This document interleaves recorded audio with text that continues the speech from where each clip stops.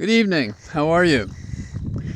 Well, it's a beautiful day out. It's a little chillier, 61 degrees.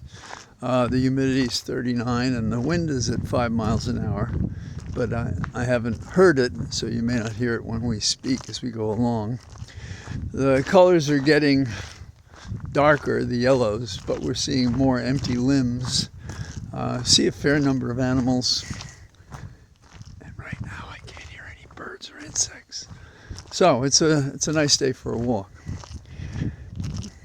You can follow as well as I the back and forth between the two campaigns to determine who on November the 5th or soon thereafter will become our president. Obviously, we hope that it's Kamala and Tim. Now, I think it's helpful for discussions with people between now and the election, because we have no idea how many thousands in whatever states will make a difference. It's possible it could be a blowout in either direction because the polls may reflect people lying or not getting all the people necessary. Could reflect people making up their decisions in the last minute because of some misconduct. I would suggest that could only be by Trump, but there you have it. And I thought it's useful to compare the Federalists, who now call themselves Republicans, with the Federalists who existed under John Adams.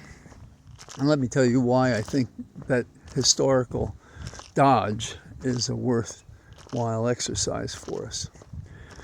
Because one way or other, I think we're going to be dealing with these kinds of issues. In recent days, Trump has invoked what he calls alien and sedition laws. I don't think he had any clue what they were. I doubt he ever attended a full history class or read anything by Thomas Bailey or any of the accessible historians about what was going on in those days after Thomas Jefferson and John Adams sort of divided up the political landscape between them. Adams being the Federalist, think Tory, think English-leaning. And I paused because as I was speaking to you, 4 deer walked slowly across the road in front of me. You'll have to trust me, it's true. So we have Adams. You feel he's siding with the British all the time. And Jefferson, who felt beholden to the French, particularly Lafayette, because of his help in the Revolution.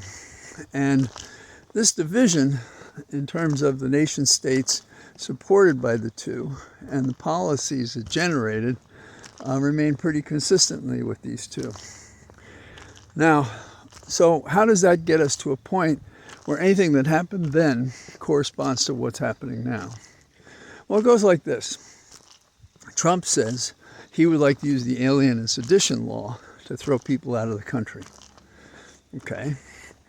There was also provisions in the sedition laws that if someone were to attack certain personages, including John Adams, that could be a basis for a criminal prosecution. So there are two headline issues. Now let's go back to John Adams. Why did John Adams have a piece of this? John Adams had a piece of this because he was siding with the British, and so his people, the Federalists, wanted to get down on the French, and they were anxious about any French coming into the country. So we had as an example how brisk this debate was when you consider George Washington. He did serve 2 terms, but he thought of only serving 1 because once he identified with the Federalists because of Hamilton and Adams as his vice president, he was terribly abused in a way he wasn't used to. And no doubt that led to his speech when he left office about avoiding partisan differences. So Adams came in as the newly minted, full steam ahead Federalist. And he was upset about the French and others coming into the country and taking positions against him. It also meant that the Federalists were very unhappy with the Jeffersonian crew because they favored the French. So the Alien Sedition Law seemed to be passed by Congress, requested by Adams, to deal with this partisan conflict. Now, the alien portion of the laws required that there be a declaration of war. And the Federalists expected that that declaration would come against the French. And then they would be in a position to do many of the things they wanted to do, including kicking out of the country the French. So that was one part. Now, the sedition laws was an attack on Adams, for example, could get you in jail, frankly. Now, Adams, he came to, quote, power, if you will, if you can think of the early American states in that way. And in the Electoral College, he got 71 votes over 68. His vice president was Jefferson. So you get the idea here. Now, he was kidded that he was like landslide 3 because he only got 3 votes that made him the president. But consider the fact that in recent years, he got 1 vote. 1 vote more, he got 171 votes. So you have the numbers change, obviously, as the membership of the United States, but that's how it happened. So we have Jefferson is thoroughly opposed to these for a variety of reasons. But as vice president, his hands are somewhat tied. He had very little to do with the administration because there was very little the two of them could agree about. So what Trump did was he wrote a resolution that was introduced in Virginia and Kentucky. And these resolutions were to challenge the sedition laws in particular for compromising 2 parts of the First Amendment to the Constitution: freedom of speech and freedom of press. So you can see what might seem simple when you're used to hearing single sentences in a political campaign. That's a little more complicated than this. So I can't say from the notes and letters I've read that if you get past those luminaries like Jefferson and Adams and Hamilton and so forth, what do you have going on? Now, from my perspective, and I think history's perspective, both Adams and Jefferson went too far. Adams went too far with the Alien Sedition laws because of how he was going to treat immigrants and how he was going to step on the rights of free speech and free press. Jefferson went too far because he basically made an early pronouncement of what we later called the Compact Doctrine. That is that each state entered into a compact, and if they believe it's breached, they can withdraw from the contract. So those two extremes were working. Now, the effort to muzzle the Jeffersonian had some effect. And the efforts to affect immigration had some effect. So, for example, if an alien came to the to the early diminished United States, they could become citizens in 5 years. But Adams changed that to 14 years. And the division in their mind was between these poor migrants and the aristocrats that were more likely to be a Federalist.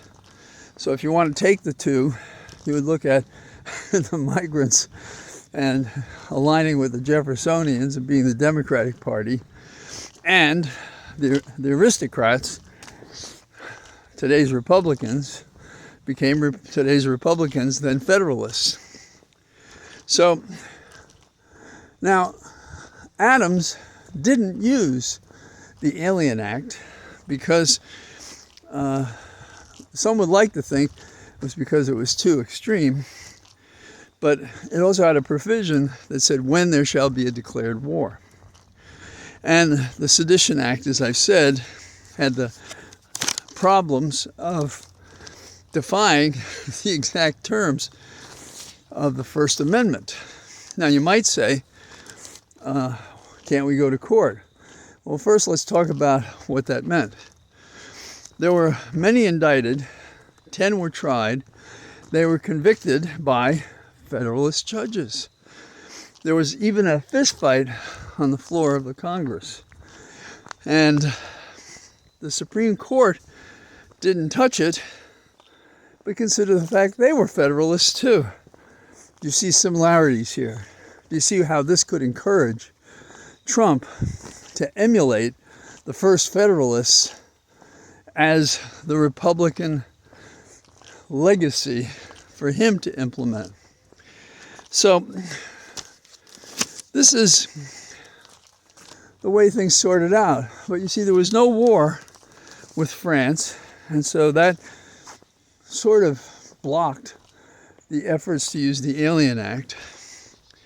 And when Jefferson ran after Adams' only term, it was believed that his policies had meant he wouldn't get a second term.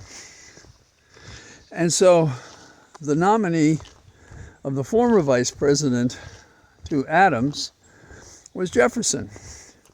Adams was so thunderstruck that he left the night before and did not attend the inauguration of Jefferson.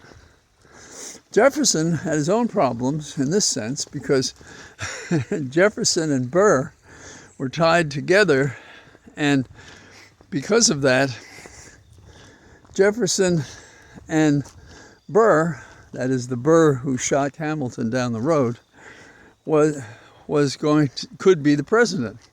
So what happened? Well, Burr delivered New York to Jefferson, and that's how he became president. And his vote was better than Adams, 73 to 65. So Adams became the last Federalist president because Jefferson had 2 terms, and in that period of time, there wasn't a Federalist left standing politically. Trump, I think, could be the last right rump Republican Party leader if we win the election on Tuesday. So that's kind of my outline of how the current discussion reaches back to an earlier discussion, except what Trump hopes to do is to say, oh, I don't know, the migrants present a threat and I'm warring on them. It has not helped that the declarations of war that are supposed to be made by Congress haven't been made, and I don't know any former declaration that they could use, but that would be the way they would kind of bootstrap the Alien Acts, which still exist on the books. Can you believe that? So, you may be impatient to hear this, but because the only thing we care about is who's going to win. The kids in the back of the car saying, are we there yet? And we're damn close, but we're not there yet. So this little excursion into the alien and sedition laws, which are mentioned at the rallies, but nobody ever breaks out the parallels and why Trump has gone there. You may remember at one point he wanted to say he was another Andrew Jackson.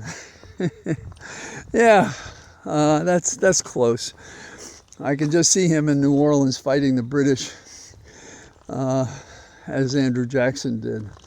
or getting, I think it was like an axe handle into his head that caused an indentation he had his whole life, or the duels that he fought, or the woman that was attacked that drove him crazy, that is his wife. They kept running her down. You know, elections have been dirty since before there was an ability to write. And probably in the cave, whoever beat up everybody else in the cave, that was the leader of the cave. And now we have people who threaten the supporters of your opponent implicitly and expressly with death. When did America become that? And well, the reasons are legion why we are right to win in terms of what's righteous. But life has taught us it's not fair. And a person who doesn't engage, even in a difficult fight, who fails to buy a ticket in the lottery, has no chance of winning. But we have more than that. We have the team of Kamala and Tim who have, well, they've gone every inch of the way fighting for this result. And I'm hopeful and I believe that we can win it and that we will. But we have work to do before midnight Tuesday and perhaps after that. So I'll be at the polls Tuesday in the morning. That's my shift. Holly and I will be together and answering questions, watching for any inappropriate conduct. And I think we have another meeting Sunday night to discuss any new developments. As I may have mentioned before, among the concerns they had were that we be alert to possible violence, no reports of violence. Although there has been misconduct in various places, sporadic, in this election. People who know better because they've listened to Trump and do the extreme things he counsels them directly and indirectly to do. So that's it for my Cathedral of Trees, and I look forward to talking to you tomorrow. Bye-bye.